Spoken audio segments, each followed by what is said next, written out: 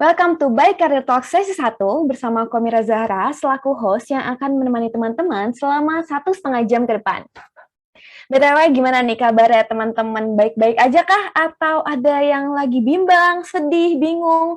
Boleh yuk komen-komen aja langsung di kolom chat keadaannya gimana gitu. Kabarnya baik atau enggak? Oke, dari Kanadia Balkis baik. Kak Ovi baik. Wah, alhamdulillah nih yang baik-baik. Ngantuk ya Kak Diva? Nggak apa-apa, karena pas sesi ini pasti nggak bakal ngantuk teman-teman. Oke? Tunggu aja.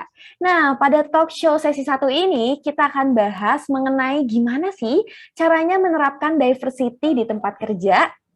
Tapi sebelum acara dimulai, aku mau ingetin nih kepada teman-teman untuk isi link check-in yang tertera pada layar device teman-teman dan yang akan diberikan oleh panitia di kolom chat.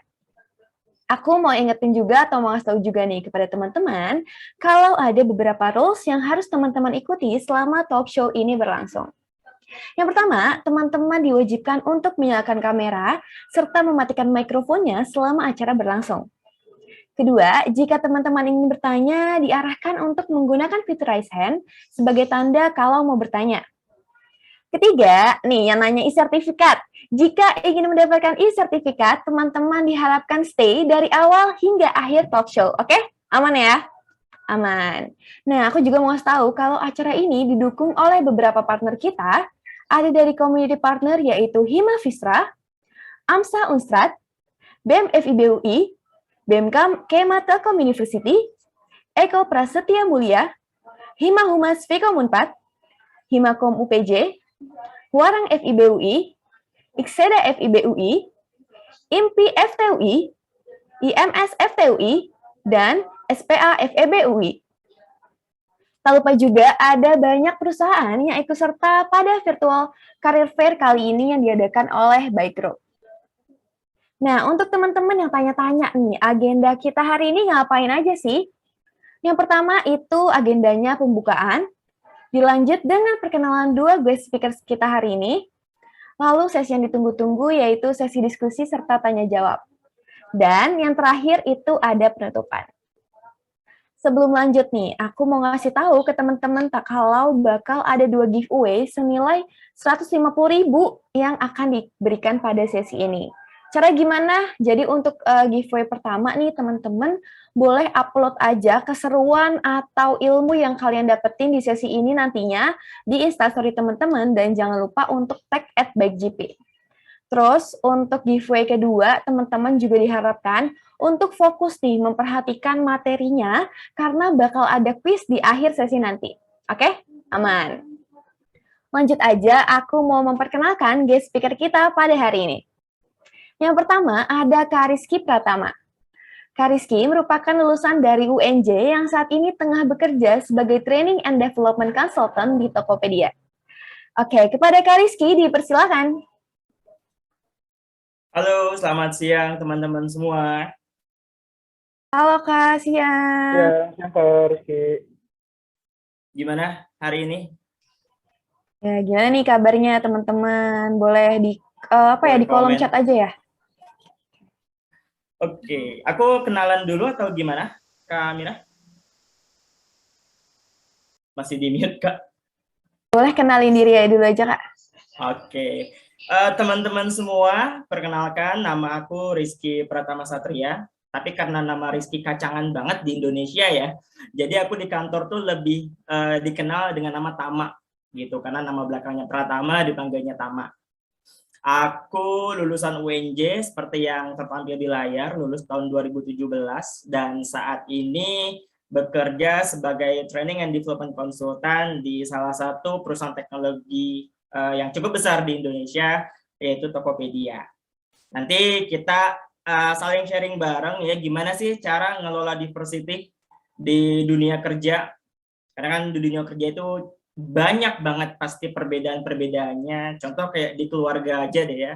Kamu punya kakak, punya adik dalam satu keluarga padahal satu darah mungkin ya, satu orang tua, tapi ya pasti ada perbedaan di situ. Apalagi kita bicara tentang company, itu corporate ya. Nanti akan kita bahas banyak di situ. Mungkin itu aja sih Kak Zahra. Thank you. Oke, makasih Kak Tama atas perkenalan dirinya. Kita say hi dulu ke Kak Tama. Halo Kak Tama. Halo, boleh kasih reaction ya teman-teman? Oke. Nah, selanjutnya untuk pembicara kita yang kedua ada Kak Ferawati yang merupakan lulusan Xi'an Tong Liverpool University. Wanita yang akrab dipanggil Vera ini tengah bekerja sebagai Human Resources di Bukit Vista. Kepada Kak Vera, dipersilakan. Halo, halo. Halo Kak Vera.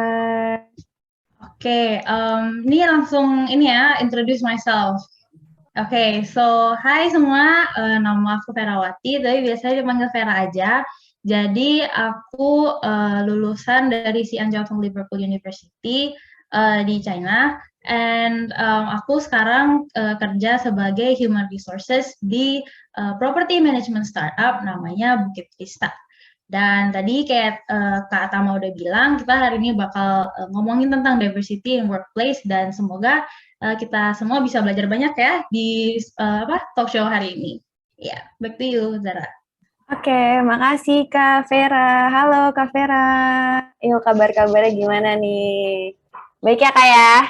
Baik. Oke, nah langsung aja kali ya Kak Vera dan Kak Tama, sebelum sesi diskusinya berlangsung, kita mau adain polling dulu nih. Jadi buat teman-teman partisipan boleh diisi aja atau dipilih nih polling yang bakal tertera setelah ini. Ya, polling. Oke, mana nih pollingnya? Boleh dibantu ya? Oke, adakah? Oke, nah boleh teman-teman langsung isi aja pollingnya. Kira-kira teman-teman udah tahu belum sih diversity itu apa?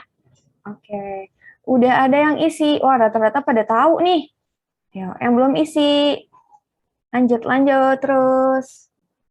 Kita kasih waktu 1 menit ya, Kak Ella. Nanti setelah 1 menit diberhentiin aja pollingnya. Oke, yuk diisi dulu. Masih 7 dari 59 orang nih yang isi polling. Yuk, diisi pollingnya. Ini kok nongol terus hilang? Apanya nih yang hilang? Pollingnya hilang. Oh, masa sih pollingnya hilang? Mungkin bisa dibantu nih Kak Ella. Pollingnya katanya hilang nih Kak. Boleh dibantu? Nah. Gimana? Udah nggak bisa vote, di aku ada. Oh, gimana nih? Oke, ulang lagi. Yuk, polling. Oke, langsung banyak. Yuk, polling. Wow. Oh, ternyata rata-rata pada tahu nih, teman-teman. Lanjut, kita tunggu dulu sampai kira-kira 1 menit. Oke, lanjut terus.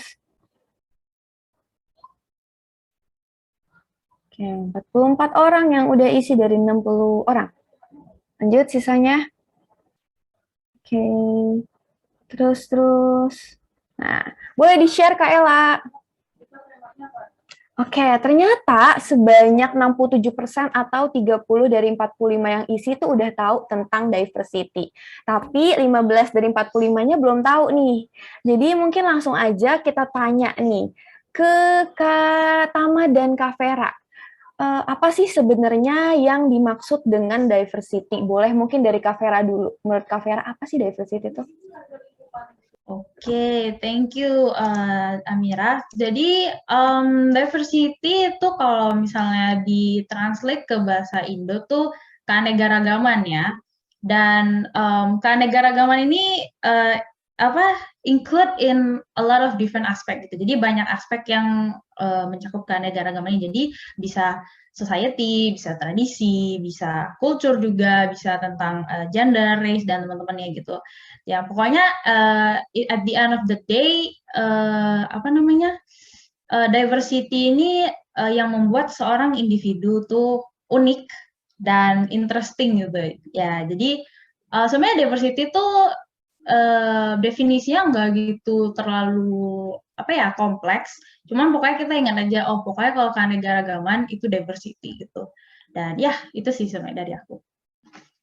Oke, berarti kalau dari Kak Vera, diversity itu bisa kemana-mana ya, bisa ke culture, bisa gender, dan lain-lain. Dan diversity itu yang bikin setiap individu itu jadi unik gitu ya Kak Vera ya?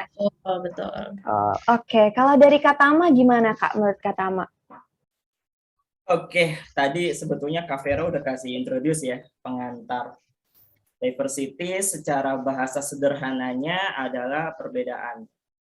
Perbedaan itu pasti ada, teman-teman semua. Tadi udah aku kasih contoh tuh di awal. Kakak dan adik, satu keluarga, orang tuanya sama nih. Bapaknya sama, ibunya sama. Pasti ada perbedaan, walaupun dia satu darah. Entah itu perbedaan karakter, perbedaan cara bicara, watak, dan seterusnya, dan seterusnya. Pasti selalu ada perbedaan dimanapun. Di sekolah, di kampus, tempat teman-teman mungkin sekarang sedang belajar ya, apalagi di dunia kerja. Perusahaan itu kan banyak jenisnya ya, dan semakin tinggi, semakin besar sebuah perusahaan, pasti semakin kompleks juga diversity yang ada di dalamnya. Contoh, kalau kamu masuk ke perusahaan new business ya, atau startup, itu akan beda tuh atmosfernya sama perusahaan multinasional. Atau kamu masuk ke bisnis ya kayak perusahaan keluarga yang ruang lingkupnya kecil tuh, itu pasti akan jauh berbeda atmosfernya dengan perusahaan startup ataupun multinasional. Gimana kuncinya untuk mengelola perbedaan? Nah, nanti aku akan share tuh lebih lanjut. Intinya adalah diversity itu adalah perbedaan yang ada di lingkungan tempat kita bekerja, dan itu pasti akan selalu ada. Mungkin itu sih Kak Zahra pengantarnya ya. Oke, berarti dari kata Tama, diversity itu intinya adalah perbedaan yang mana pasti ada di lingkungan sekitar kita ya Kak ya. Mau dimanapun itu, sekolah, tempat kuliah, tempat kerja, bahkan pertemanan, juga keluarga pun ada yang namanya perbedaan.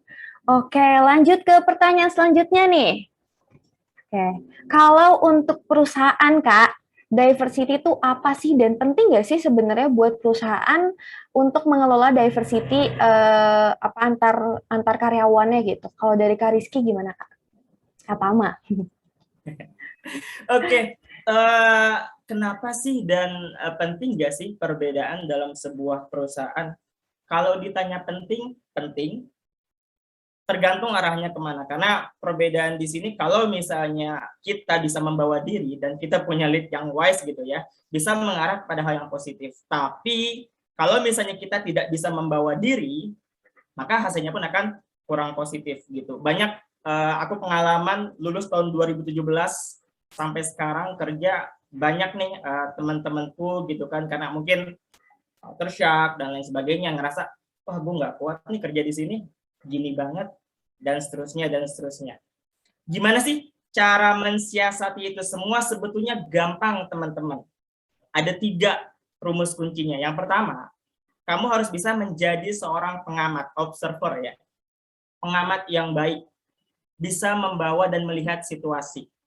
Oh ternyata di divisi ini karakternya A, B, C. Kalau misalnya kita lihat scope yang lebih luas lagi, oh ternyata divisi A sama C beda ya, culture-nya, dan seterusnya, dan seterusnya. Makanya nanti setiap company itu punya yang namanya value dan culture ataupun DNA. Nanti akan kita bahas tuh di situ.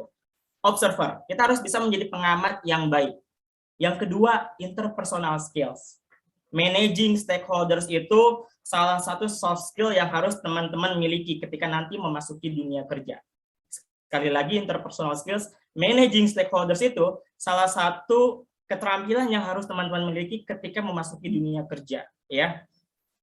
Dengan kompleksnya perbedaan yang ada, tadi udah aku sampaikan, kalau kamu masuk ke perusahaan new business, startup, ya. Kalau di startup nih kayak tempatku, antara aku sama lead-leadku tuh perbedaan umurnya nggak jauh beda.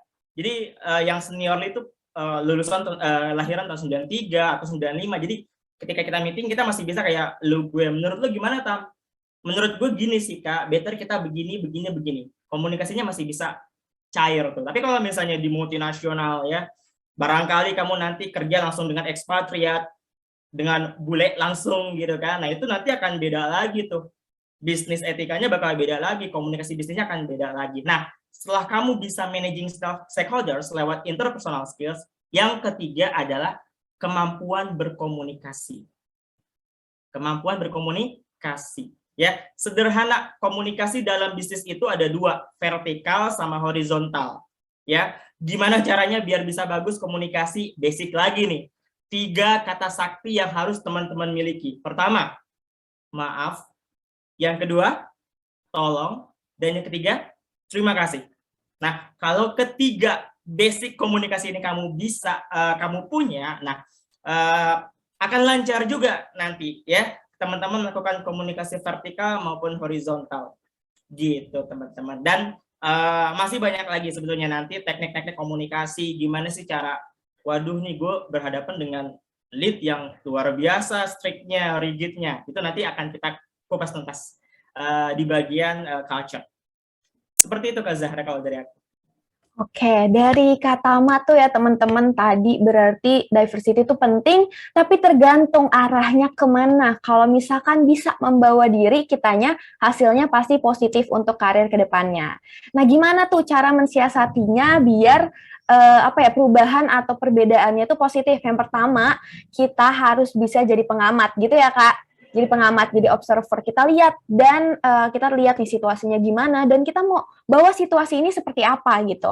Yang kedua itu interpersonal skill, kita harus bisa managing stakeholders atau relationship sama teman-teman kantor atau sama eksternal segala macam, karena menurut Kak Tama ini skill ini tuh penting untuk dimiliki oleh individu yang mau terjun ke dunia karir.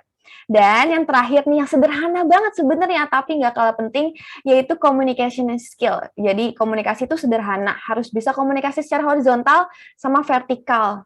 Nah, kuncinya ada di 3 kata ajaib. Yang pertama ada tolong, maaf, dan terima kasih. Gitu ya Kak Tama ya? Oke, makasih Kak Tama. Lanjut ke Kak Vera. Kalau dari Kak Vera gimana nih Kak? Oke, awal-awal aku mau recall dulu dari Kak Tama tadi kan. Jadi dia ada mention about kalau adik-adik tentang harus bisa menjadi orang yang observant sama mempunyai interpersonal skills sama communication skills. Tapi balik lagi ke pertanyaannya gitu kan, apa itu company diversity dan kenapa itu penting? Mungkin ini deh, I would say diversity itu kayak it's like a natural thing gitu kan. Cuman kayak secara nggak langsung orang-orang kayak nanti mempunyai unconscious bias gitu. Jadi aku juga pernah belajar nih from my company juga, dan aku ada nonton previous TED Talks juga kan. Jadi company diversity itu bukan tentang toleransi atau kayak mengakomodasi perbedaan gitu. Jadi maksudnya apa tuh? Maksudnya kayak lebih ke kayak, oh karena dia beda, aku kasihanin deh gitu. Jadi maksudnya kayak kita lebih pengertian aja deh gitu. So it's actually not like that. Cuman mungkin not a lot of people know. Jadi karena aku juga dulunya nggak tahu gitu kan. Dulu aku juga mikirnya kayak, ya udah deh gitu. Kita saling pengertian aja karena kita berbeda-beda gitu. Tapi kan ya gitu kan. Ternyata it's not like that. Jadi itu tuh lebih ke kasarnya tuh lebih ke self-centered approach gitu. Jadi sebenarnya itu company in diversity itu adalah lebih ke men-support sama mengutilize perbedaan-perbedaan itu yang bakal membawa keuntungan ke dalam company gitu. Jadi simply said adalah diversity atau perbedaan itu sama dengan success of the company. Jadi ini nggak begitu relate ke political thing, no. Jadi pokoknya dengan adanya diversity di dalam perusahaan, company, itu adalah tujuannya untuk membangun organisasi yang rich in talent gitu kan. Jadi talent, terus ada skills-nya juga, sama mempunyai perspektif yang beraneka ragam dan unik untuk kita to solve complex problems gitu. Jadi at the end of the day, semua orang yang beraneka ragam, yang beda-beda, yang diverse, itu kita bisa thrive no matter what gitu. Dan balik lagi dengan tadi tipsnya dari Kak Tama kan. Jadi salah satunya adalah menjadi orang yang observant, kayak kita harus ngelihat sekitar. Jadi instead of having tolerance yang kayak pure tolerance yang kalian kurang ngerti kayak tujuan toleransi apa, being observant adalah okay, I'm being observant because I know at the end of the day aku mau me and my team itu mencapai tujuan yang sama gitu, kita punya visi yang sama dan goal yang sama di dalam company ini gitu. Habis itu yang kedua tadi interpersonal skills kan, itu penting banget. Jadi kalau misalnya mau menjadi orang yang observant, itu harus mempunyai interpersonal skills yang lumayan deep gitu. Tapi ada beberapa orang yang terlahir kayak emang mempunyai this interpersonal skills, tapi bukan berarti you cannot have it gitu. Pasti tetap bisa ada interpersonal skills, cuman kayak harus lebih sering dilatih, which is dengan mempunyai understanding atau pengertian tentang diversity atau yang lebih ke apa sih personalnya gitu loh. Jadi kayak mengerti kayak oke, aku harus mensupport gitu, bukan karena aku mau bertoleransi, tapi karena mau mensupport misi dari company ini. Dan yang terakhir adalah communication skills. Of course, kita harus punya communication skills to actually mendeliver message yang tepat ke orang-orang gitu sih. Dan itu mengenai definisi apa itu diversity in company kan. Dan kenapa itu penting itu tadi juga kayaknya udah di-mention, biar kita mempunyai value gitu di what we're doing di sini gitu. Jadi dengan mempunyai diversity di dalam company itu bisa membantu kita perform both kultural, secara kultur sama secara finance gitu. Jadi orang yang diverse di dalam company juga kita bisa saling belajar, dan kita juga at the end of the day bisa memproduksi sesuatu yang lebih berkualitas dan juga memenuhi market yang kita awalnya nggak nyadar kita butuh gitu ternyata kan. Tapi pas dengan adanya anak-anak diverse dalam company, kita kayak oh, so ini yang kita butuh, dan ternyata market ini need this gitu. Jadi kayak basically diversity itu sangat penting lah ya. Jadi gitu deh. Oke, back to you. Oke, makasih Kak Vera nih. Jadi kalau dari Kak Vera tadi aku rangkum nih, intinya adalah di company itu diversity bukan sekedar tentang toleransi ya Kak ya, tapi lebih dari toleransi. Sebenarnya company diversity itu tuh lebih ke support individu dan kembangin tuh perbedaan-perbedaan yang ada di individunya biar bisa membawa kesuksesan untuk company gitu ya Kak ya. Kayak karena cara nggak langsung tuh ternyata banyak hal yang misalkan perbedaan itu tuh yang bikin kita sadar kayak oh tadi kita ternyata butuh ya, ternyata ini butuh itu segala macam ya gitu. Jadi itu yang bisa ngembangin company gitu ya Kak ya. Yap, betul. Oke, mantap. Nah, sebelum lanjut nih kita polling dulu kali ya, Kak Ella. Boleh nih langsung aja dinyalain pollingnya. Oke. Oke, nah teman-teman boleh langsung jawab. Langsung pilih aja nih, kira-kira yang mana yang teman-teman merasa gitu. Oke, bisa nggak sih suatu perusahaan tuh mengimplementasikan si diversity ini ke budaya perusahaan? Nah, bisa nggak ya? Yuk, diisi yuk. Baru 22 dari 65 orang. Masih ditunggu, teman-teman. Oke. Wah, ternyata rata-rata pada jawab bisa nih. Oke, lanjut. Masih ditunggu. 35 dari 65 orang. Yuk, sisanya yang belum polling, isi polling dulu. Oke? Oke, kita tunggu ya. Tinggal 17 detik lagi. Yuk, isi dulu pollingnya. Oke. Wah, bentar lagi nih, bentar lagi. Ella, boleh di-stop? Oke, di-share results-nya. Nah, ternyata 65% dari partisipan nih ngerasa, berpikir kalau misalkan bisa diversity itu bisa diimplementasikan lewat corporate culture. Nah, mungkin langsung aja kita tanya nih ke Kak Vera dan Kak Tama. Bisa nggak sih Kak perusahaan ini mengimplementasikan diversity melalui company culture, dan kalau bisa, gimana tuh caranya Tokopedia dan Bukit Vista menerapkan diversity ke dalam company culture-nya? Boleh dari Kak Vera dulu. Kak Vera gimana Kak? Oke, thank you. Ya, jadi pertanyaannya adalah gimana company bisa mengimplement diversity ke dalam company culture ya. Jadi basically kita lagi ngomongin gimana kita ngomongin tentang diversity secara teoretikal dan actually making it happen, ya kan? Sebenarnya kita mikirnya gini aja sih, kayak karena diversity adalah tadi perbedaan dan keanekaragaman kan. Jadi kita directly apply it, langsung di apply ke dalam culture itself gitu. Jadi sebenarnya culture itu sangat relate sekali dengan diversity. Jadi it should be udah harus how to say, kayak udah harus udah together gitu, connect together gitu kan. Dan sebenarnya kalau misalnya di Bukit Vista ini kita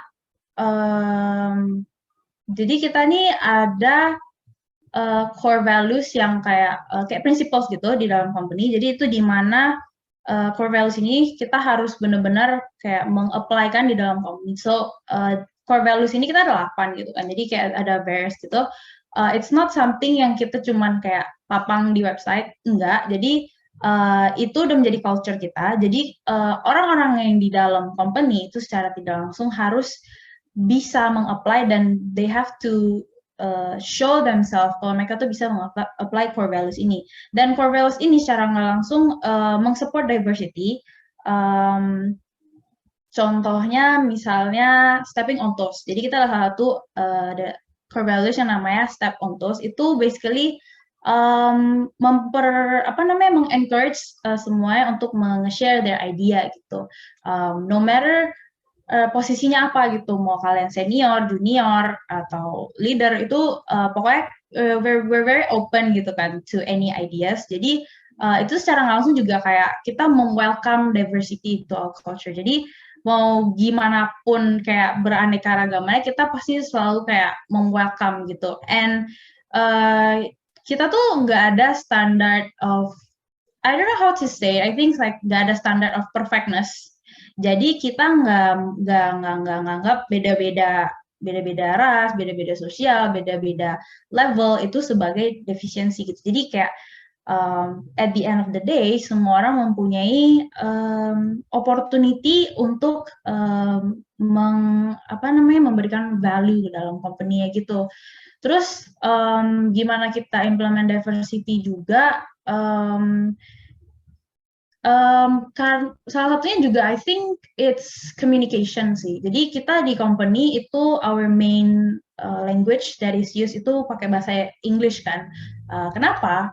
Karena first kita di dalam company ada even our CEO itu adalah orang Amerika gitu kan. Jadi kita mau memakai satu main language untuk semuanya gitu. Jadi I think that is also a part of diversity. Jadi kayak walaupun beda-beda, cuman kayak kita mau mencari cara kayak menyatukan semua orang dengan semua perbedaan ini dengan salah satu language gitu, which is English, right?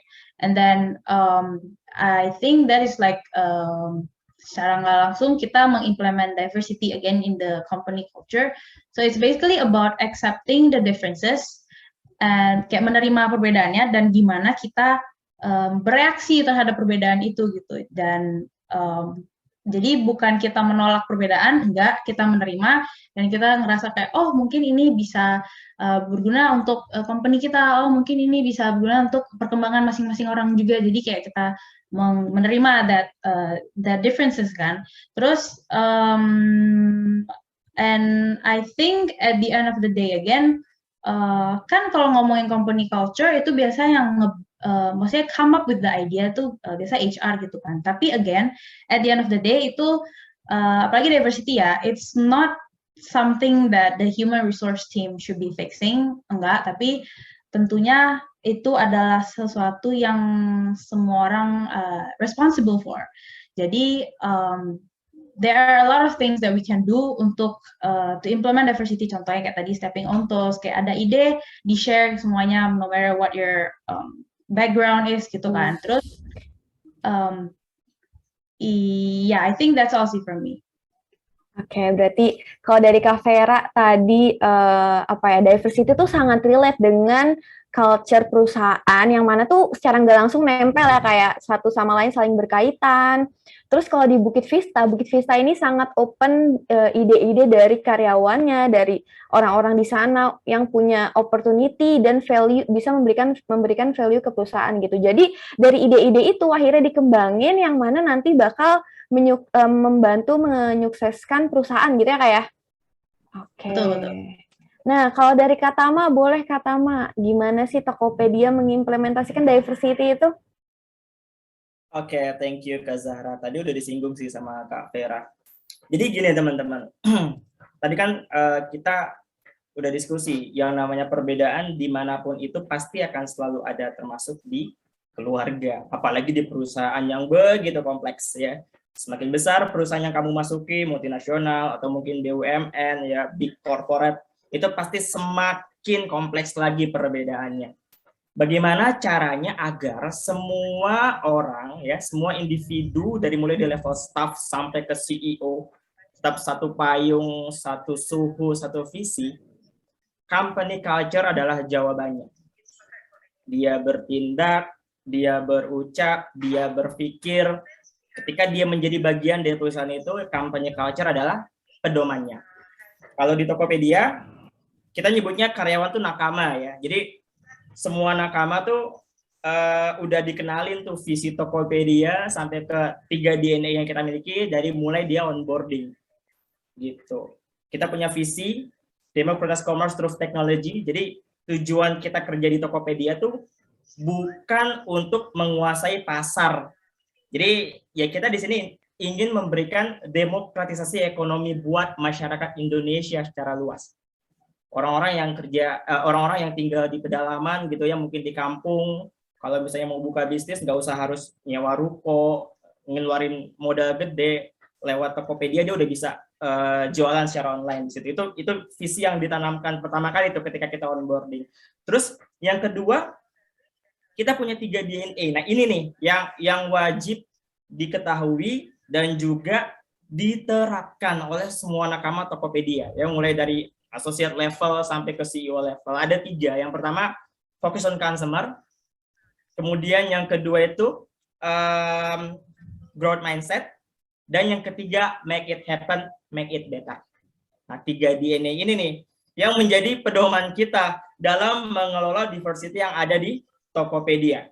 3 DNA ini gitu. Nah, penerapannya gimana? Focus on consumer. Kita di sini bukan hanya fokus kepada buyer, seller, user aja gitu kan. Kerja di Tokopedia itu kadang-kadang rumitnya ibu kita, tetangga kita ya, Tang, gue habis belanja nih di Tokped kok ada masalah sih. Biasanya kayak gitu tuh. Apalagi keluarga kita gitu kan. Nah, kita harus bisa tuh ngebantu sesuai dengan kapasitas kita gitu kan. Fokus on customer. Nah, di internal kita pun di sesama nakama gitu ya, itu juga harus diterapkan ketika kita meeting. Kita fokus pada yang terbaik dari yang terbaik. Kita sama-sama punya project, goals project ini adalah gimana caranya supaya organisasi kita lebih produktif, itu juga diterapin gitu. Oke, kita punya project, goalsnya apa buat bisnis, goalsnya apa buat user-user kita, goalsnya apa, impact-nya apa buat Tokopedia, dan seterusnya. Fokus on consumer, selalu menjadi pedoman kita. Terus yang kedua, growth mindset. Kita percaya nggak ada yang namanya kesempurnaan ya, paling kalaupun ada 99% lah ya, tetap masih ada 1% yang ada peluang defeknya di situ. Makanya kita selalu menanamkan setiap nakama Tokopedia itu semua guru, semua murid. Semua guru, semua murid. Kita menanamkan kita akan terus haus belajar layaknya seorang murid, namun kita juga akan berbagi apapun yang kita tahu, yang kita punya untuk produktivitas bisnis layaknya seorang guru. Growth mindset ya.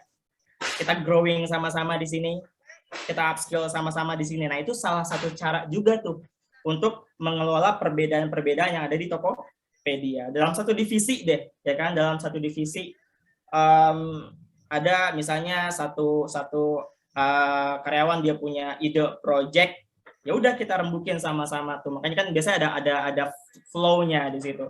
Ada sesi brainstorming, kemudian sesi komunikasi dengan stakeholder sampai ke project ini dijalanin gitu. Dan terakhir adalah make it happen, make it better.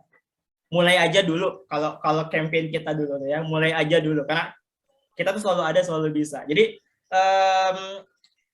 it's okay, ini belum sempurna. Yang penting sudah ada bahannya, udah jelas bisnis goals-nya apa, kita jalanin sama-sama sambil nanti prosesnya kita sempurnakan. Nah, visi yang kita miliki dan 3 DNA yang ada di Tokopedia, inilah yang menjadi pedoman kita, semua nakama Tokopedia, agar apa? Agar bisa mengelola perbedaan-perbedaan yang ada. Gitu. Pernah gak konflik? Pasti pernah, ya. Saya sama direct lead saya pernah beda pendapat, gitu kan. Tapi ketika kita dalam satu project, tapi ini kan bagian dari make it happen, make it better, Kak. Kalau misalnya kita jalanin, it's okay dong.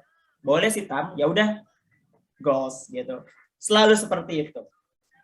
Value 3 DNA dan juga visi yang kita punya. Itu sih palingnya. Jadi teman-teman nanti kalau misalnya masuk nih mudah-mudahan gitu ya ke perusahaan besar gitu kan, pahami culture, DNA, value yang perusahaan yang teman-teman masuki. Nah, ketika teman-teman ternyata value-nya ini A, B, C. Nah, itulah sebetulnya standar yang bisa kalian gunakan dalam bekerja di perusahaan tersebut. Itu sih paling Kak Zahra. Thank you. Oke, berarti dari Kak Rizky tadi jelasin ya, Tokopedia ini punya yang namanya 3DNA. Yang pertama ada focus on consumer, terus growth mindset, sama make it happen, make it better. Nah, untuk focus on consumer itu tadi kita tuh harus punya goals-nya yang jelas, impact-nya yang jelas, yang mana difokuskan untuk si consumer itu. Tapi nggak semata-mata, nggak buat eksternal doang, tapi internal juga yang mana nakamanya tersebut ya kayak. Nah, terus yang kedua ada growth mindset. Tadi kalau Kak Tama sempat bilang mindset-nya tuh semua guru, semua murid. Berbagi ilmu layaknya guru, terus haus akan ilmu layaknya murid. Terus yang ketiga nih, yang terakhir, make it happen, make it better. Gitu. Jadi untuk menjadi karyawan yang bisa bekerja dengan baik di suatu company itu harus bisa paham dengan value perusahaan. Kayak gitu, teman-teman. Oke? Aman ya? Aman. Nah, karena pembahasannya udah mulai memanas nih, kayaknya enak ya kalau misalkan kita buka sesi Q&A untuk 3 penanya. Nah, buat teman-teman yang mau bertanya, boleh banget langsung aja gunakan fitur raise hand-nya dan nyalakan mikrofonnya. Oke? Ditunggu ya untuk 3 penanya. Oke, yang mau bertanya silakan. Oke, Kak Diva, boleh. Silakan Kak Diva. Halo, Kak Tama sama Kak Vera. Suaraku kedengeran kan? Aman, kedengeran. Aku mau nanya, sebenarnya aku nggak tahu sih ini bakal dibahas nanti atau enggak. Cuman aku mau nanya, kalau misalkan kita tuh ada di sebuah kantor yang tidak mengedepankan culture si diversity ini. Dan itu tuh aku pernah baca katanya kalau company kita tuh nggak mengedepankan culture ini tuh agak berbahaya, khususnya untuk nggak cuma untuk sektor bisnis tapi juga untuk employee-nya gitu. Nah, pertanyaan aku tuh adalah kalau emang kita ada di posisi seperti itu, apakah kita lebih baik let go posisi kita, tapi di satu sisi sekarang nyari kerja susah, atau gimana ya Kak baiknya? Terima kasih. Oke, makasih Kak Diva. Jadi pertanyaannya kalau misalkan nih kita ada di sebuah kantor yang tadi belum mengedepankan diversity ya Kak ya?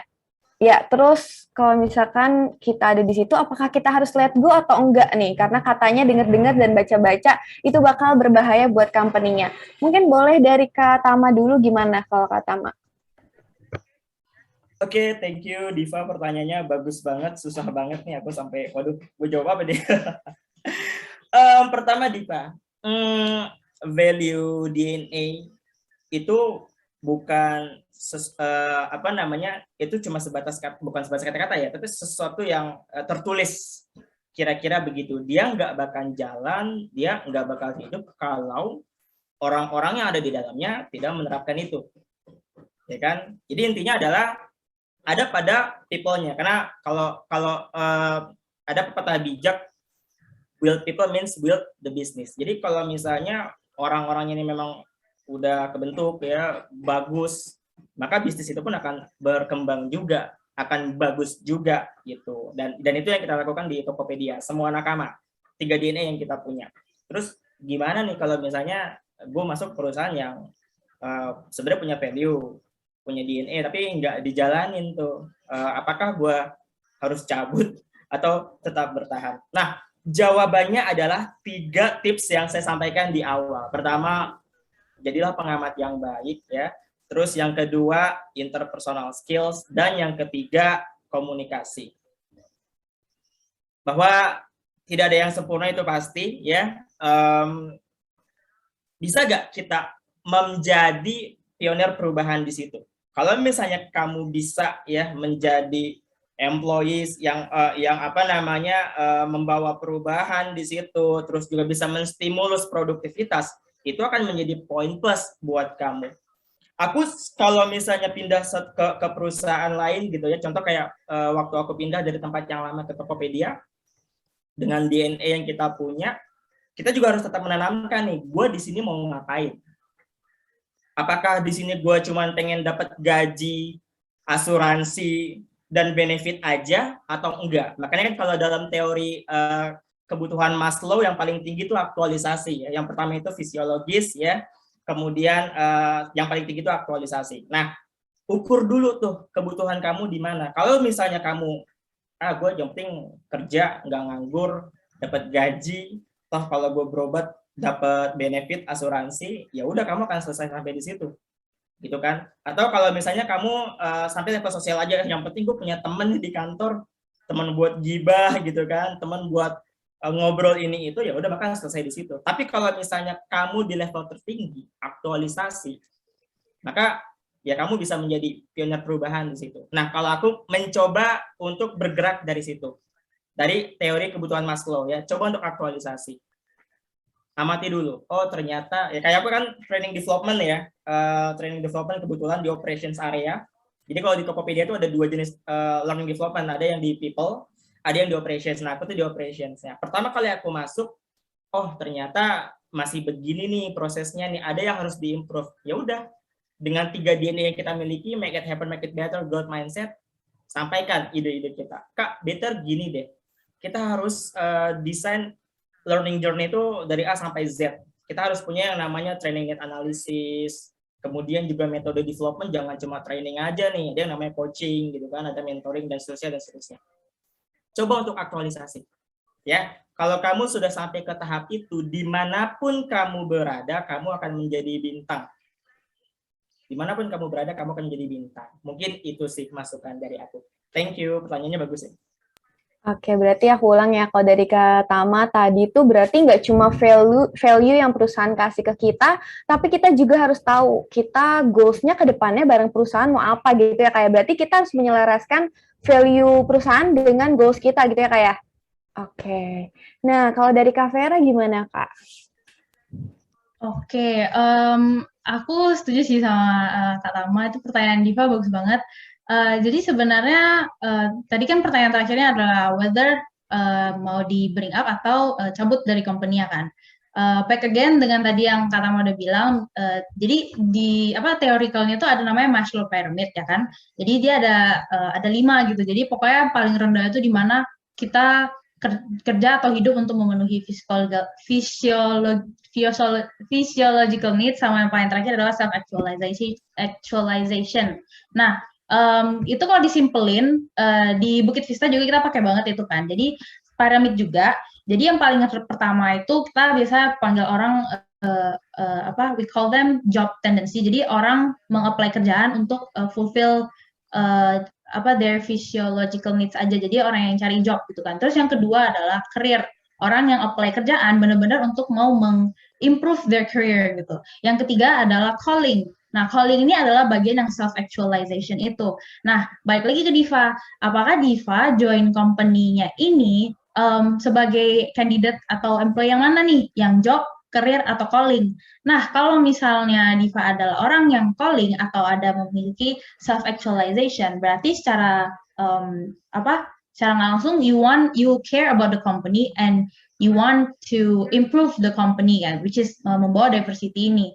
Nah, I think if you really care dan you want to like bawa diversity ke dalam company ini, start small. Jadi dimulai dari grup kecil dulu, ya mengimplement diversity kayak tadi apa kalau ada ide diterima apa segala macam, prevent discrimination atau segala macam, lebih ke understanding. Nah dari kecil kan pasti secara nggak langsung kalian nge-raise awareness nih ke orang-orang tim dari luar gitu kan di dalam company juga, dan mereka bakal kayak ngeliat, wah ternyata tim ini mencapai sukses nih, beda sama tim kita. Dan secara nggak langsung orang-orang pasti kayak, oh I think we should also apply this diversity kan. Dan caranya gimana tadi yang dari tips dari Kak Tama, jadi observer sama interpersonal skills sama communication skills. Jadi dengan tips itu dan raising awareness of diversity starting from small, itu pelan-pelan bakal kayak nge-spread around the company. It's not easy, it will not be easy, tapi it's worth the effort gitu. Jadi again, konklusinya adalah pertama mikir lagi, apakah Diva itu job, career, atau calling. Nah, kalau misalnya you're calling, berarti you care, then you can start small using the tips yang tadi Kak Rizky udah jelasin, and then pelan-pelan itu bakal kayak, tersebar ke seluruh company sih. Itu sih for me. Oke, berarti tadi kalau di Bukit Vista tuh Kak, dibagi-bagi ya kayak karyawan yang mendaftar tuh dia atas dasar apa nih? Mendaftar job, career, atau calling ya tadi ya kayak. Terus kalau misalkan case-nya kayak Diva tadi, berarti kalau dari Kak Vera, coba mulai dari diri sendiri dulu ya kayak, mulai dari hal kecil dulu gitu ya, dari Kak Tama dan Kak Vera. Oke, nah kita lanjut nih, ada yang mau nanya lagi nggak sebelumnya? Ada? Kalau nggak ada, kita lanjut aja. Oke, nggak ada? Oke lah, lanjut ya. Nah, aku mau nanya nih ke Kak Vera dan Kak Tama. Apa aja sih tantangan dalam membangun budaya diversity di tempat kerja? Mungkin boleh dari Kak Vera dulu. Gimana tuh Kak? Tantangannya apa sih? Tantangannya banyak, pasti banyak. Yang paling kelihatan deh, communication barrier. Jadi penghalang saat komunikasi. Kan kita beraneka ragam nih, beda educational background aja deh. Misalnya aku dari business administration background gitu kan, dengan misalnya my coworker yang dari IT background gitu. Itu aja kita punya pengertian yang misalnya in one project pengertiannya udah beda gitu kan, dan pasti bakal ada communication barrier yang kayak menurut aku ini, tapi menurut dia ini gitu. Jadi yang paling kelihatan itu adalah communication barrier. Dan gimana cara kita bisa resolve this challenge adalah lebih ke pengertian dan open-minded. Dan sebenarnya Ukisisa sama Tokopedia agak sama sih. Jadi kita ada mindset juga, dan itu penting banget. Jadi mempunyai growth mindset itu I think bisa resolve the challenge like good gitu kan. Jadi aku bingung mau ngomong apa. Jadi dengan growth mindset kita lebih ke menerima pendapat semua orang, open-minded, and setting the right expectations gitu. Jadi kalau misalnya emang nggak ngerti, you go to that person dan minta penjelasan ulang lagi. Dan kalau misalnya di Bukit Vista, kita tuh mengencourage intern, employee semuanya untuk seek guidance gitu, cari kayak bimbingan gitu. Kalau misalnya nggak ngerti atau apa, feel free to come to us, and kita bakal kayak jelasin lagi gitu. Habis itu challenge yang kedua itu decision making. Bakal jadi lebih. Kenapa? Karena dengan keanekaragaman ini, terus orang-orang yang sangat active in participating in the discussion, itu pasti banyak ini kan argumen, ada beda-beda ide gitu. Jadi at the end of the day itu pas decision makingnya tuh bakal sedikit lebih lambat dibanding yang kayak orang yang mempunyai ide yang sama. Tapi again, how to resolve it itu I would say back to your ownership gitu. Kalau misalnya ada project, misalnya nih project nih bagus, terus orang-orang pada kayak ada ide ini balik back to yourself again, kayak what would you do gitu dengan semua ide yang udah dikasih? Apakah you're going to take all of it and atau you're going to only like ambil 2 atau 3 dan itu bisa mencapai kayak hasil yang sama sih. Jadi challenges-nya ada 2, communication barrier sama decision making jadi makin lambat. Tapi again cara resolve-nya lebih ke pengertian sama ownership. Yeah, that's it from me. Oke, berarti dari Bukit Vista nih, dari Kak Vera, tantangannya tuh sebenarnya banyak, tapi yang paling kelihatan ada dua, yaitu komunikasi sama decision making. Nah, tapi cara menyiasatinya kalau di Bukit Vista itu dengan cara lebih pengertian, terus open-minded, dan set the right expectation ya Kak ya. Terus juga tadi ada tambahan dari Kak Vera, kalau di Bukit Vista tuh selalu ingetin buat coba cari mentor yang mana bisa membimbing gitu ya Kak ya. Betul, betul. Oke, mantap. Nah, kalau dari Kak Tama gimana, Kak Tama? Sepakat sih sama Kak Vera tadi, dan ini kebetulan aku ngalamin banget ya, challenge dalam menghadapi perbedaan beda divisi, biasanya bakal beda tuh pembawaannya tuh. Contoh, kan background aku training and development, learning development lah, dan di divisi yang operations banget, which is operations itu pasti setiap hari berubah ya, perputarannya selalu cepat. Kadang selalu ada nih kayak berantem secara profesional. Tam, lu training lama banget sih, boleh gak dipercepat sehari aja? Ya nggak bisa bro, maksudnya product knowledge Tokopedia yang sebanyak itu, digital goods, physical goods, nggak mungkin dong sehari kelar dan lu mau semua jago gitu kan. Kuncinya apa dalam mengelola hal itu? Kan tadi aku udah kasih 3 tips tuh ya. Observan, menjadi seorang pengamat, interpersonal skills, dan yang ketiga komunikasi. Tambahin 1, kamu harus bisa percaya diri dan berpendapat berbasis fakta. Berpendapat berbasis fakta. Nah, ini biasanya area of improve yang harus dimiliki teman-teman fresh graduate nih. Teman-teman ngasih masukan tapi masih bersifat opini. Opini itu pola komunikasi yang paling lemah, teman-teman. Nanti kalau udah masuk dunia profesional, ketika kamu ngasih ide, ngasih masukan, berantem secara profesional, bawa data. Bawa data itu penting, ya. Dengan begitu diskusinya menjadi lebih konstruktif, lebih nyala gitu ya, dan membawa arah bisnis menjadi lebih bagus lagi, dan tujuannya adalah produktivitas organisasi. Ini pengalaman banget buat aku, apalagi Tam, lu training ngisi apaan aja sih, kok anak gue masih pada gak ngerti? Ya gimana gitu kan, kita kan pakai teori, kita punya key Patrick namanya kalau dalam training development, evaluasi reaksi, kemudian juga yang kedua learning, pretest mereka gimana, sampai ke yang paling tinggi itu result ya, lihat KPI mereka. Mereka bilang, anak-anakku gimana, anak-anakku kok pada nggak ngerti sih? Tapi kalau misalnya kita lihat data, KPI-nya achieve semua kok, anak-anak lu bilang jeleknya dari mana? Nah, itu kan berantem secara profesional tuh. Makanya tadi aku kasih tips ya. Ketika menyampaikan informasi harus berbasis fakta, data dan fakta. Itu sih Kak Zahra. Thank you. Oke, berarti karena pastinya banyak perbedaan pendapat, banyak diskusi-diskusi, berantem-berantem profesional ya Kak ya. Nah, berarti ini tambahan dari Kak Tama. Tadi kan yang pertama ada apa ya? Yang tadi yang pertama aku lupa nih. Observer. Terus yang kedua interpersonal skill. Terus yang ketiga communication skill. Nah, yang terakhir baru ditambahin nih ya. Yang terakhir harus bisa percaya diri dan riset sebelum berpendapat. Jadi riset tuh perlu banget ya Kak Tama ya. Penting banget. Nah, kayak gitu ya teman-teman. Ingat tuh, jadi ada 4 ya tambah 1. Mungkin nanti di akhir nambah 5 ya Kak ya. Oke, lanjut aja kali ya ke pertanyaan selanjutnya nih. Aku mau nanya, gimana caranya Tokopedia dan Bukit Vista ini dapat memastikan bahwa perusahaannya itu telah menerapkan diversity dan inklusi dengan benar. Mungkin boleh dari Kak Tama dulu. Kak Tama, gimana caranya? Oke, teknisnya sih sebetulnya dari tim people kita punya yang namanya performance appraisal. Di performance appraisal itu bisa dilakukan setiap 3-6 bulan sekali lah, gitu. Dan di situ ada fase yang namanya 360. Jadi nanti kita akan menilai diri kita sendiri, atasan kita akan menilai kita, dan peers ya, teman-teman yang selevel sama kita akan menilai diri kita. Nah, dalam pertanyaan-pertanyaan 360 pasti masuk tuh 3 DNA yang kita miliki. Nah, secara teknis seperti itu. Tapi esensinya teman-teman ketika masuk ke sebuah perusahaan ya, value yang ada di company, sekali lagi ya, itu cuma sebatas kalimat.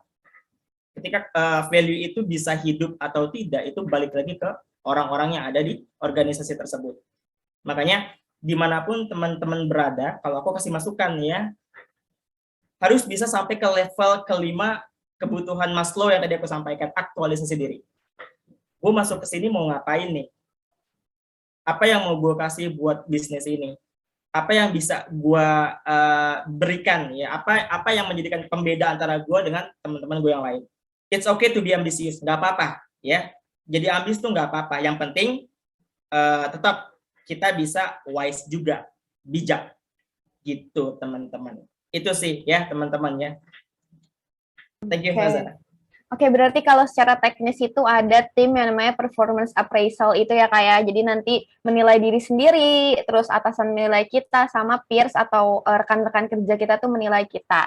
Tapi kalau misalkan segi nggak teknisnya nih, itu ya balik lagi tadi harus bisa menyelaraskan goals sama value dari perusahaan ya kayak, yang mana nanti hasilnya bakal diversity tuh bisa properly driving diversity and inclusion. Kayak gitu, nggak apa-apa jadi ambis, tapi harus tetap bijak gitu teman-teman. Nah kalau Kak Vera, gimana Kak Vera? Boleh ya diceritain?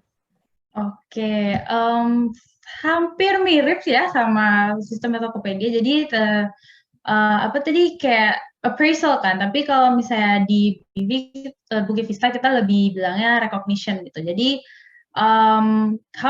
gimana kita bisa ensure kayak kita semua properly drive diversity sama inclusion itu adalah lebih sering menginspeksi sekitar company gitu. Jadi cara inspeksinya tuh misalnya nih kita kan ada meeting all hands company meeting gitu kan setiap minggu gitu. Nah di dalam meeting itu tuh kita ada section di mana kita kayak bilang recognition gitu. Jadi core value recognition kayak tadi aku bilang, kita di company kan sangat we very value our core values gitu di dalam company. Nah, kalau misalnya kita nih selama kerja gitu kan, kita ngelihat ada yang kayak, ini meng-apply step on tools, ini meng-apply transparan. Nah, nanti di saat meeting itu kita tell the whole company kayak, ini this person, orang ini telah meng-apply core value yang kita punya dan bisa meng-achieve result ini misalnya. Jadi kita lebih sering merecognize mereka if they're actually doing something good dan sesuai dengan visi dan misi dan juga core value gitu. Dan juga di Bukit Vista itu kita kayak ada program gitu kan dari HR, tapi idenya itu datang dari beda-beda employee gitu. Jadi kalau misalnya kita misalnya kita inspect nih, kita ngeliat terus tiba-tiba ada yang kelihatannya culture-nya, kayaknya ini bagus deh culture-nya, bisa it will be useful for the company untuk kedepannya. Nah itu kita bakal jadiin program tetap gitu di dalam company dan kita bakal terus menginspect kayak apakah program ini benar-benar berfungsi untuk it could be useful untuk improvement company apa enggak. Jadi secara nggak langsung itu kayak kita kita menerima all this diversity dan kita take it kita jadiin advantage gitu. Jadi secara nggak langsung kita menginclude semuanya juga sih sama menerima diversity itu kan. Jadi ya basically itu sih, sama ini feedback juga dari sama peers gitu kan. Jadi di Bukit Vista itu kita memakai feedback yang namanya radical candor. Ya radical candor tuh basically memberi feedback yang that you care, kalian peduli, tapi di waktu yang bersamaan kalian tuh mau men-challenge mereka secara personal. Nah, dengan feedback yang kita kasih ini, secara langsung kita mendrive diversity and inclusion kan. Jadi semua orang di dalam company itu bisa merasakan kayak, aku juga termasuk di bagian company-nya gitu. Itu sih dari aku. Oke, berarti kalau di Bukit Vista tuh ada yang namanya recognition ya kayak, berarti lebih sering nih cara biar taunya tuh dengan menginspeksi company melalui meeting-meeting di dalam sana ya kayak. Terus berarti intinya tuh sebenarnya adalah kita tuh Bukit Vista tuh menerima ide-ide dari karyawannya terus disesuaikan dengan perusahaan gitu ya kayak. Betul. Oke, berarti kayak gitu caranya. Gitu teman-teman. Oke, ada yang mau nanya nggak nih sebelumnya dari teman-teman atau mau nanti aja? Oke, nanti aja ya. Oke, lanjut. Nah, aku mau nanya nih ke Kak Vera dan Kak Tama. Apa harapan dari Kak Tama dan Kak Vera untuk masa depan dengan diterapkan adanya diversity di lingkungan kerja atau di work environment? Boleh dari Kak Vera dulu. Oke, thank you. Ekspektasi ya. Balik lagi dengan pengertian tadi, dengan adanya diversity itu bukan Kayaknya Kak Vera ada masalah nih jaringannya. Oke, mungkin nggak apa-apa. Kita ke Kak Tama dulu aja deh kalau gitu. Kalau Kak Tama gimana, Kak? Oke. each other untuk Kak Vera tadi sinyalnya kayaknya agak-agak bermasalah gitu. oh iya, sekarang masih Nah, itu sekarang nggak? aman. Oh aman. Sekarang aman. Ya udah lanjut. Oke, Dari awal Kak, soalnya Dari awal. potongnya dari awal. Oke. Ya, jadi ekspektasi ini balik lagi ke pengertian awal gitu kan, diversity, company diversity gitu. Jadi itu bukan toleransi, melainkan kita menganggap diversity untuk mensupport dan nurture untuk mencapai company goals gitu. Jadi ekspektasinya adalah memaksimalkan benefit ya, memaksimalkan benefit dan mengovercome challenges bersama-sama gitu. Dan juga pastinya kalau misalnya kita ada diversity di dalam company, kita tentunya bisa lebih inovatif, bisa lebih kreatif, dan kita lebih ya kayak yang kalau di Indo kita bilang Bhinneka Tunggal Ika kan, jadi berbeda-beda tapi tetap satu jua. Jadi dengan keanekaragaman ini kita bisa lebih improve better dan who knows kita bisa win the marketplace dengan all this kolaborasi dan teamwork yang ada gitu. Dan again at the end of the day kalau misalnya balik ke personalnya lagi, kita tuh pasti semuanya mau mempunyai karir yang keren-keren yang hebat kan, dan juga kayak pendapat yang bagus atau calling juga kayak mempunyai visi dan misi hidup gitu kalau dalam kerja gitu kan.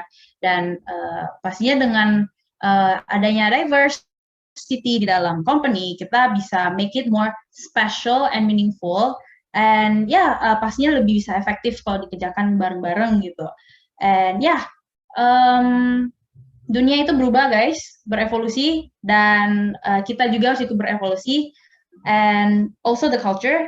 Jadi I think ekspektasinya adalah it's lebih ke semuanya for the positive result lah for the company. Ya. Oke, dari Kak Vera nih tadi ekspektasinya adalah berarti intinya untuk positive impact yang mana bisa nge-support company supaya company bisa lebih baik lagi, bisa lebih inovatif, kreatif, dan yang paling penting itu Bhinneka Tunggal Ika, bisa menerapkan Bhinneka Tunggal Ika itu ya Kak ya? Oke. Nah, kalau Kak Tama gimana Kak ekspektasinya? Couldn't agree more ya, sepakat banget sama Kak Vera. Diversity itu bukan toleransi, karena ingat di dalam hubungan profesional kita tuh berbisnis sebetulnya. Dalam bisnis ya harus sama-sama untung, karena kalau dia untung kita nggak untung bukan bisnis namanya, tapi penjajahan ya. Dan sebaliknya, kalau misalnya kita untung, stakeholders yang lain tidak diuntungkan ya berarti kita menjajah gitu. Makanya harus sama-sama untung. Goals-nya dalam sebuah hubungan profesional adalah productivity. Organisasi bisa lebih perform lagi.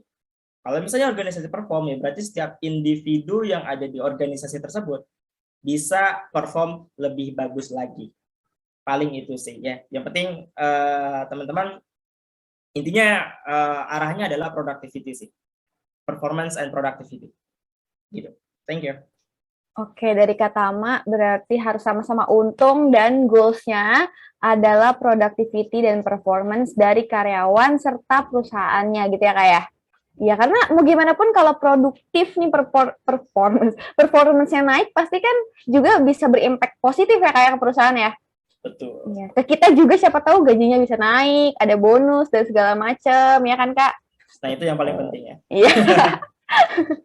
Betul.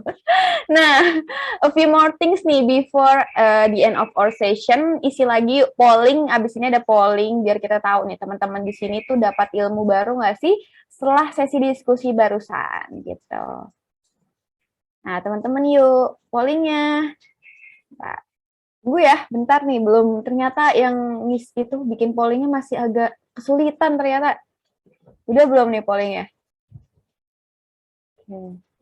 Belum ada nih pollingnya. Kak Ella, boleh dong pollingnya. Nah, dari tadi dong Kak Ella. Yuk teman-teman diisi pollingnya langsung. Wah, masih 5 dari 68 orang. Lanjut terus. Yuk, diisi lagi pollingnya. Semoga sesinya bisa menambah ilmu baru ya buat teman-teman. Karena kan Kak Vera dan Kak Tama tadi ngejelasinnya juga udah mantap banget ya, udah jelas banget. Banyak hal-hal yang bisa diambil gitu. Nah, ada sekitar 30 detik lagi ya Kak Ella ya.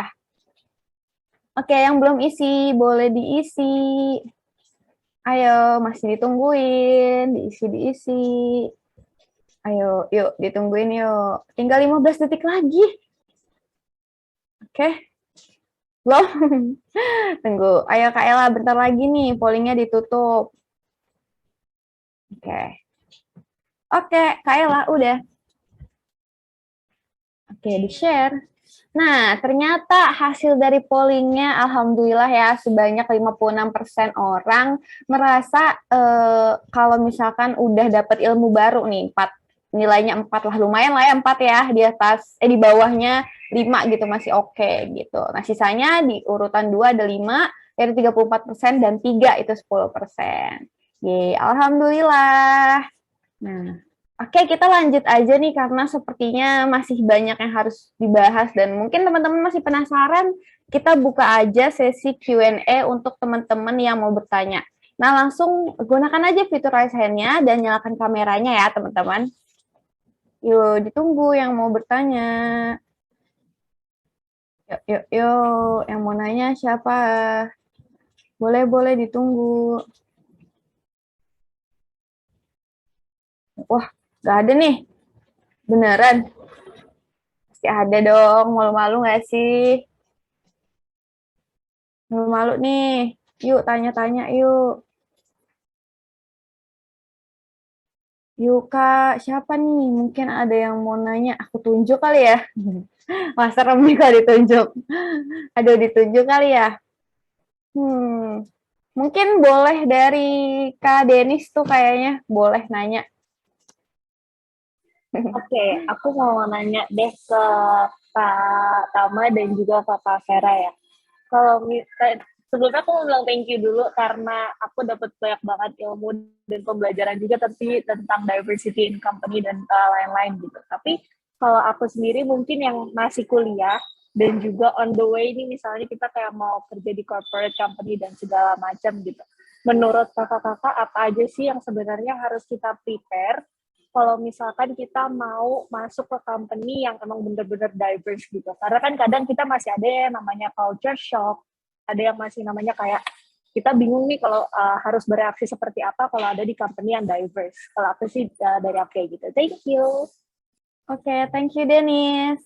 Oke, mungkin boleh dari Kak Tama dulu nih Kak, gimana nih Kak? Oke, pertanyaannya bagus banget ya Kak Denis ya.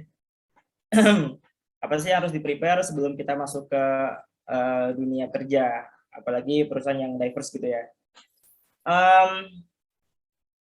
Universitas yang sebetulnya adalah setelah kita lulus. Jadi kita harus bisa nerapin nih apa-apa yang udah kita pelajari di bangku kuliah ya dari semester 1 sampai 8, lalu skripsi dengan berbagai revisi itu di kehidupan setelah kita kuliah.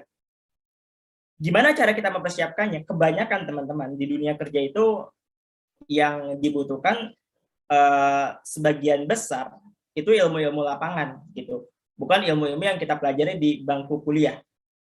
Contoh 4 ya, tadinya 3, 4 keterampilan yang tadi aku sampaikan. Yang pertama kemampuan mengobservasi, kemudian yang kedua interpersonal skills, kemudian yang ketiga ada komunikasi, dan yang keempat kita berpendapat berdasarkan fakta dengan kepercayaan diri. Itu semuanya ilmu lapangan. Semuanya ilmu lapangan. Jadi tingkatkan jam terbang ya. Kalau aku termasuk orang yang sebetulnya menyesal lulus cepat, serius. Tapi dulu tuh aku punya ambisi bahwa gue harus 3,5 tahun, tapi ternyata 4 tahun ya. Dan 4 tahun pun aku ngerasa ternyata dunia kerja jauh berbeda dengan apa yang kita dapatin di kuliah gitu kan. Aku sempat ngalamin culture shock waktu itu. Jadi pertama kali aku kerja ya di dunia profesional, oh ternyata begini ya yang namanya harus melakukan komunikasi. Bahkan basic ya etika melakukan email aja tuh. Nah itu sebenarnya aku nggak ngerasa kayak di bangku kuliah tuh jarang dipelajari ya, kecuali kalau kita belajar bikin makalah ya. itu sering kita lakukan, tapi yang technical basic begitu itu jarang. Nah, makanya jam terbang sih. Kalau aku nyaranin ke teman-teman nih, ketika teman-teman mungkin lagi skripsi, coba ambil internship deh. Karena kalau bisa sih sambil menyelam minum air gitu kan, peribahasanya ketika kita internship sambil bisa bikin skripsi juga tuh. Ketika teman-teman melakukan internship, itu akan meningkatkan jam terbang kita. Oh begini ternyata etika bisnis, oh begini harusnya melakukan komunikasi, mengelola stakeholders, komunikasi vertikal, horizontal, itu semua akan didapetin tuh di lapangan. Gitu. Apalagi kalau misalnya teman-teman tipikal yang kalau dulu aku zaman kuliah kupu ya, kuliah pulang dan sebagainya itu. Nah, jam terbang itu harus ditingkatin teman-teman, aktualisasi, dan itu memang harus dilakukan sedari dini sih gitu. Apalagi kalau misalnya teman-teman nanti mau masuk ke business development misalnya, atau apalagi di HR area tuh interpersonal skills banget, komunikasi banget gitu, atau people development apalagi ya. Nah itu dunia lapangan banget, makanya aktualisasi sih, perbanyak pengalaman, perbanyak relasi, karena dari relasi dan pengalaman itulah kita bisa semakin dewasa secara bisnis ya, secara profesional, cycle kita juga semakin luas, dan itu dapat meningkatkan skills kita sih, ada value kita dari situ. Mungkin itu sih. Thank you Denis. Ya, Denis terjawab ya dari Kak Tama ya. Terjawab banget Kak, thank you. Berarti kuncinya coba internship biar naikin jam terbang kita gitu. Nah, kalau dari Kak Vera, boleh Kak Vera gimana Kak? Oke, kalau boleh tadi, boleh ulangin nggak questionnya apa? I got disconnected. Oh, oke. Kalau pertanyaan dari aku sih tadi sebenarnya kalau misalkan kan aku masih kuliah ya Kak. Jadi kalau kita misalkan on the way gitu mau masuk ke culture company yang emang diverse gitu. Nah, apa sih yang kira-kira harus kita prepare supaya kita nggak kena culture shock gitu? Karena kan kita yang dari kuliah terus ke kerja itu kan harus banyak banget ya teori-teori dan implementasi yang harus kita pelajarin gitu. Oke. Pertanyaan bagus, thank you Denis. Oke, apa yang harus di-prepare ya, biar nggak culture shock?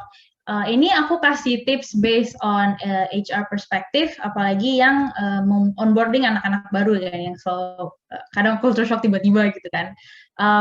First tips is to actually mengenal the company yang kamu bakal join, itu either through website lah, atau social media mereka, atau YouTube, apa segala macam. Jadi awalnya tuh mengenal dari eksternal informasi yang kalian bisa dapatkan, ya kan? Habis itu yang kedua adalah cari relasi yang mungkin kerja di sana. Kalau misalnya ada ya, kalau misalnya nggak ada, then you can skip the second part. And then the third adalah ini, di Bukit Vista tuh kita ada apa kan, kayak kalau tadi Tokopedia kan ada 3 DNA, tapi kalau di sini tuh kita lebih ke karakteristik yang kita benar-benar look forward from a candidate. Satu itu growth mindset, kedua self learner, sama yang ketiga bias to action. Jadi growth mindset, self learner, bias to action itu kalau misalnya aku juga apply nih in my daily life kan. Kalau kamu punya ketiga itu, atau you want to learn how to have this three, I think itu seharusnya lumayan aman gitu, karena dengan ada growth mindset berarti kamu open minded kan. Jadi kayak dengan adanya culture yang nanti company aku bakal join, instead of menganggapnya dengan kayak aku culture shock, tapi enggak, kamu malah kayak culture-nya begini, oke, mungkin emang aku agak overwhelmed awalnya, tapi dengan ada growth mindset dan self learner, you learn gitu. Jadi again lagi di Bukit Vista aku bilang seek guidance kan sama mentor. Jadi sering-sering nanya-nanya ke mentor kayak culture di company ini gimana sih Kak, kayak pokoknya setting the right expectations dari awal gitu. Nggak apa-apa nanya-nanya terus, pokoknya sampai kamu ngerti gitu culture di company-nya gimana. Jadi itu sih. Habis itu be confident aja gitu. Jadi kayak walaupun pastinya karena apa yang dilihat dari luar eksternal tentang culture-nya belum tentu bisa sama persis sama yang dalam kan. Cuman dengan ada confidence kayak berarti you have set the expectations kayak oh mungkin culture yang di company ini yang terlihat dari luar itu begini gitu. Nah nanti mungkin pas di dalamnya mungkin agak sedikit berbeda tapi nggak apa, confidence aja gitu kayak oh kak aku kalau dari luar ngeliat culture-nya begini-begini loh, sekalian kasih feedback. Jadi it's a cycle gitu. Jadi it's not only you yang harus adapting to the company, tapi company juga harus adapt with your feedback gitu kan. Jadi you don't need to worry much karena kalau misalnya dari HR perspektif kita open banget nih sama feedback. Jadi be confident and then kayak apa yang kamu pelajari dari eksternal tentang culture-nya kamu sampaikan juga gitu ke orang dalam pas udah di dalamnya gitu. Dan yang terakhir I think it's to have fun. Jadi jangan terlalu terpaku dengan kayak aku takut culture shock nih, tapi lebih ke oh kita santai aja, kita belajar bareng gitu. Itu sih dari aku. Oke. Thank you Kak Vera. Denis sudah terjawab belum ya Denis? Udah banget, thank you so much Kak Vera dan juga Kak Tawa tadi, thank you. Oke. Nah lanjut, ada yang mau bertanya nih, tadi di kolom chat ada yang mau nanya sih. Kak Rizka nggak bisa on cam ya Kak ya? Nggak bisa. Oke, mungkin boleh aku bacain aja ya buat pertanyaan Kak Rizka nih. Selamat sore, izin bertanya Kak, mau tanya untuk menjawab dengan baik saat ditanya waktu interview kenapa resign dari perusahaan sebelumnya, misal keluar karena mau fokus pendidikan saat kuliah sambil kerja. Nah, itu kan akan memberi nilai kurang karena termasuk tidak dapat manajemen waktu. Nah, itu gimana ya Kak jawabannya? Nah, mungkin kalau pertanyaan ini Kak Rizka bisa dijawab nanti dan bisa ditanyain melalui one-on-one session yang kita sediakan ya Kak ya. Jadi nanti di info session itu ada one-on-one session, jadi Kak Rizka boleh tuh tanya di situ. Gitu Kak Rizka. Oke? Oke, terus ada lagi dari Kak Fatimah Tussoliha. Sore Kak Tama dan Kak Vera. Mau nanya dong, kadang dalam sebuah organisasi ada perusahaan, pasti kan ada orang yang nggak terlalu peduli dengan tempat dia kerja secara profesional. Nah, ketidakpeduliannya tuh kadang-kadang sampai merugikan tim. Apa yang sebaiknya kita lakukan ya? Kalau kayak gitu. Di sisi lain kan kita juga nggak bisa memaksakan rasa kepemilikan ke orang ini gitu. Jadi gimana tuh Kak? Makasih Kak. Mungkin intinya dia tuh nggak bisa menanamkan value perusahaan juga nggak sih? Jadi kayak ya udah ini gue aja kayak gitu Kak. Mungkin bisa dijawab dari Kak Vera dulu. Oke, pertanyaannya bagus banget ya. Oke, mana bentar, aku baca lagi pertanyaannya. Oke, jadi kalau misalnya ada yang nggak peduli gitu ya sampai merugikan tim, ini bisa dibilang decision yang sangat susah, rumit kalau dibahas oleh HR gitu kan. Karena kayak kita at one side kita mau mereka untuk improve atau develop sebagai seorang personal individu. Tapi di salah satu sisi kalau misalnya mereka memang nggak peduli itu susah gitu, nggak bisa disimpan kan. Nah, aku jujur aja nih kalau dari Bukit Vista, kalau kita ketemu employee yang begini, of course kita kasih mereka warning gitu kan. Kita kasih mereka warning, terus kita kasih mereka feedback gitu, radical candor feedback lagi kayak kamu salahnya di sini gitu. It will be better kalau you can improve this gitu. Tapi it's important to give them a due date gitu. Jadi jangan cuma kasih feedback tapi nggak ada due date-nya. Jadi within that date gitu, misalnya deadline-nya misalnya the next 2 weeks gitu kan. Nah, setelah the next 2 weeks, kalau misalnya masih nggak ada perbedaan dan they're still the same or even worse, sadly I have to say kita harus terminate that employee. It's really hard, tapi again kita harus ingat kayak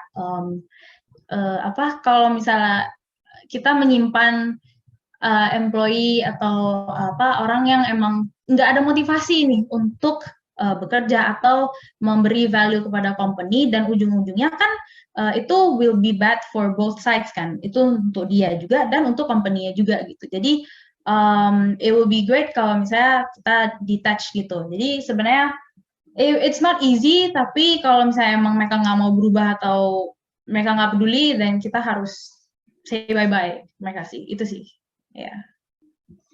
Oke, thank you Kak Vera menjawab ya. Tadi Kak Fatimatus. Nah, kalau Kak Tama gimana Kak? Pertanyaannya bagus banget ya, dan aku akan jawab pakai dua pendekatan sih. Pertama, pendekatan non strategi. Terus nanti aku akan jawab pendekatan strategi. Pertama, kita jangan fokus kepada sesuatu yang nggak bisa kita kelola. Contoh gini, kita mungkin bisa melihat langit. Kalau naik pesawat kita bisa ngeliat, oh awan tuh begini bentuknya, tapi kita nggak akan pernah bisa yang namanya ngecat langit. Itu impossible banget ya. Sesuatu yang bisa kita lihat ya belum tentu bisa kita cat tuh langit. Nah, maksud aku adalah segala sesuatu dimulai dari hal kecil dan dimulai dari kita sendiri gitu. Dan kalau kita ngerasa oh ada temen nih yang dia nggak banget lah, toxic dan lain sebagainya, karena aku backgroundnya people development, pada dasarnya semua karyawan itu qualified. Kenapa qualified? Toh dia kan sudah diterima di perusahaan kita. Kalau misalnya nggak qualified ya berarti dia nggak bakal diterima gitu. Pasti ada faktor internal dan pasti ada faktor eksternal di situ yang bikin dia ya menjadi seperti itu. Nah, biasanya aku pakai pendekatan personal tuh. Ada teman aku ya, dia tuh baru jam 4 udah ngajak sebat lah. Ya, mereka seperti itu. Bawahlah ke bawah padahal masih jam 4 gitu kan. Atau kita selama WFA kan biasanya dari jam 9 sampai jam 6 nih. Tapi jam 5 udah pada cabut. Maksudnya udah nggak ada informasi gitu. Mungkin kalau dilihat dari sisi behavior ya terkesan kurang bagus. Tapi ternyata ada sisi positifnya juga. Kalau misalnya aku personal terusnya ke dia, bos, gue ada project nih, lu bisa bantu gak? Aku jelasin tuh projectnya A, B, C, gue butuh lu nganalisa data ini dan bikinin dashboardnya. Bisa tuh dia produktif, bisa banget ya, dia ngebantu, bahkan dia sampai bikin dashboard itu detail banget ya, data sebanyak itu dia bantu dengan bagus. Nah, itu caranya. Jadi kita bisa menggunakan pendekatan ya interpersonal skills dan komunikasi yang tadi aku sampaikan. Kita deketin secara personal. Observe dulu, ini orang karakternya gimana sih? Oh, ternyata dia lebih suka ngobrol tuh secara non formal. Dia nggak suka tuh ngobrol di kantor, dia sukanya ngobrol di warkop misalnya. Yang nggak apa-apa, ajak ngobrolnya sambil makan siang, atau mungkin kalau aku biasanya setelah lagi istirahat sholat ya, biasanya kayak gitu. Nah, secara strategi biasanya setiap HR punya tuh untuk membantu ngebangun produktivitas setiap karyawan. People development tuh bakal punya. Kalau dalam konsep people development tuh peran leader tuh penting banget. Ada yang namanya konsep coaching for performance. Pendekatan leader tuh lebih penting ya. Jadi leadernya harus bisa regular touch point ke karyawan tersebut. Apakah karena memang dia dari faktor eksternal ataupun faktor internal tuh. Kalau misalnya dia punya gap in knowledge, ya berarti kita kasih training. Kan bisa jadi nih ya, kan ada tuh yang namanya mutasi tuh, orang yang tadinya kerjanya di operations terus tahu-tahu dipindahin ke bagian yang dia sama sekali nggak punya background di situ. Itu kan sering terjadi tuh. Dia nggak punya knowledge di situ, ya maka solusinya adalah kasih training. Kasih training ya. Kalau misalnya gapnya itu ada pada motivasi, itu bisa dilakukan coaching ya. Kalau misalnya training nggak mempan, bisa lakukan coaching. Kalau misalnya dia kayaknya gue nggak cocok di divisi ini ya, kita bisa kasih solusi lain yaitu mutasi ya, job rotation. Kalau memang ada available position, kita bisa pindahin dia ke posisi yang dia pengen.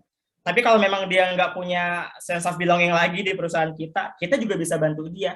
Ini ada lowongan di tempat ini nih, lu mau nggak? Nah, itu cara berpikir seorang people development.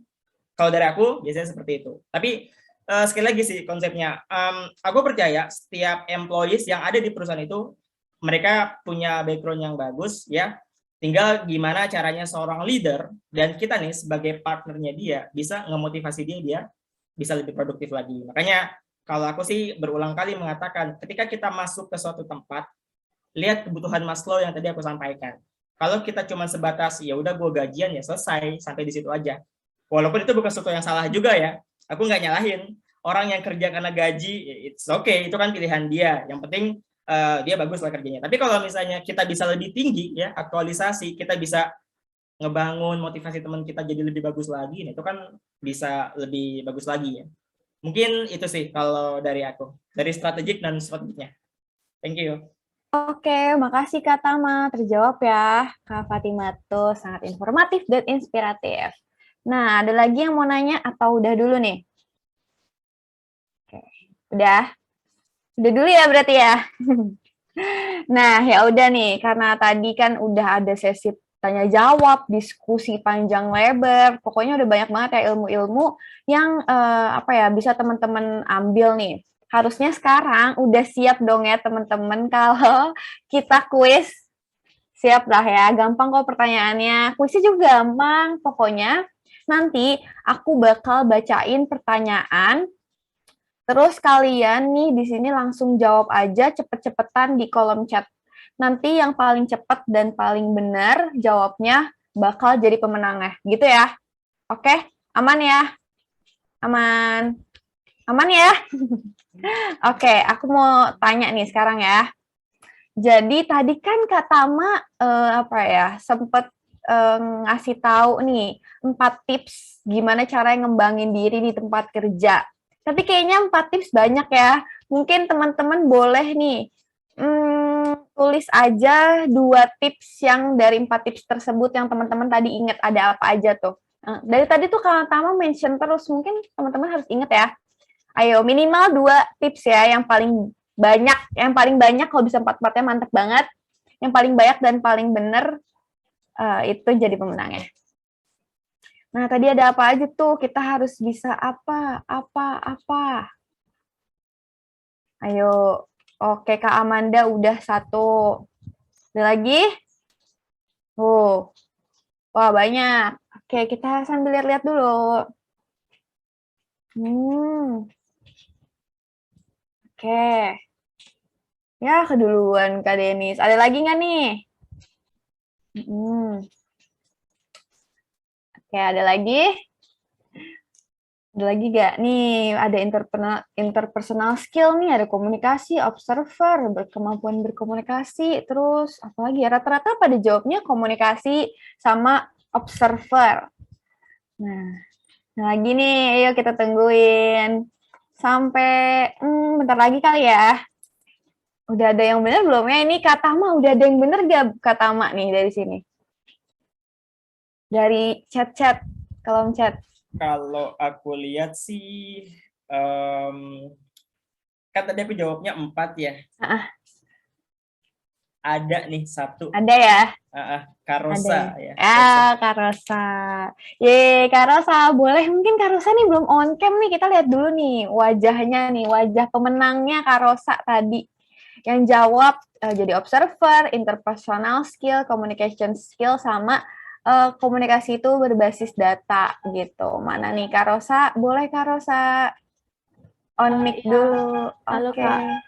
Maaf sebelumnya, ini aku nggak bisa on cam soalnya aku pakai hotspot wifi ku lagi bermasalah soalnya. Oke. Ya udah nggak apa-apa Kak Rasa, selamat ya Kak Rasa karena berhasil menang nih untuk kuis kali ini. Nah, nanti Kak Rasa boleh langsung aja DM ke Instagram @baikjipe ya Kak ya. Nanti diarahin dari situ untuk gimana-gimananya. Oke Kak Rasa? Oke, terima kasih Kak. Oke, thank you. Nah, buat teman-teman juga aku mau ingetin nih untuk share di Instastory kalian tentang keseruan atau ilmu yang kalian dapetin di sesi ini karena bakal ada pemenang yang dapat hadiah juga. Jadi nggak kalah sama Karosa, nanti juga bakal ada pemenang dari yang ngepost di Instastory gitu. Nah, aku mau ngasih info juga buat teman-teman yang lagi bingung gimana sih cara bikin CV atau bingung mau konsultasi karir tapi nggak ada orang yang cocok. Nah, pas banget karena apa? Karena Baik Group sekarang ini lagi ada promo menarik untuk kalian yang mau terjun ke dunia karir. Nah, tentunya promonya bakal nguntungin banget karena ada diskon hingga 50% yang bisa kalian pakai sekarang juga gitu. Jadi langsung aja ke www.baikgroup.com/services dan kalian bakal temuin banyak promo menarik di sana. Terus, biar nggak ketinggalan info-info menarik dari kita, teman-teman bisa juga nih langsung join aja ke komunitas Baik Group dengan cara scan barcode yang tertera pada layar teman-teman nih. Mungkin kalau nggak sempet di scan langsung di SS aja ya teman-teman. Oke, aman ya.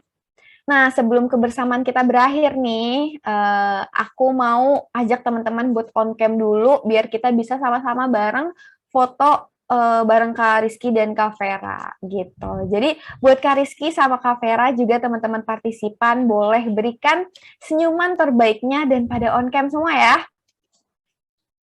Oke, yuk ditunggu teman-teman. Untuk slide selanjutnya nih yang belum on cam ditunggu. Oke. Yang foto udah aman belum yang foto? Sudah. Aman ya? Oke, hitungan ada di saya ya. Untuk slide pertama. 1, 2, 3. Slide kedua. 1, 2, 3. Slide ketiga. 1, 2, 3. Oke, terima kasih semuanya. Oh ya, buat teman-teman juga diharapkan ya untuk mengisi form feedback yang akan diberikan di kolom chat dan yang tertera di layar teman-teman gitu.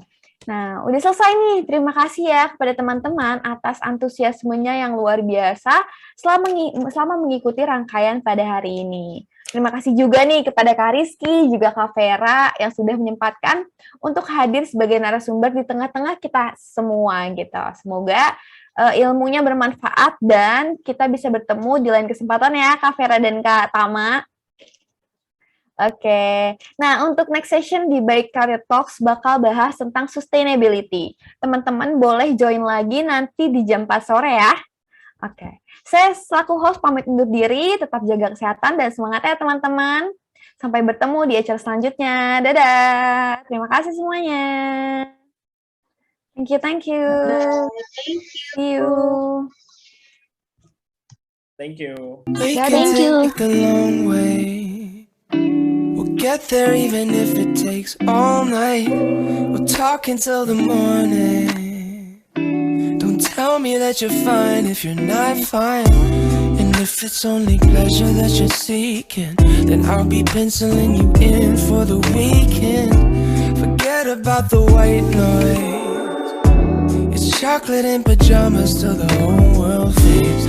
Just right, yes please. We can sink into the sofa for the whole week. Just right, easy. We could just break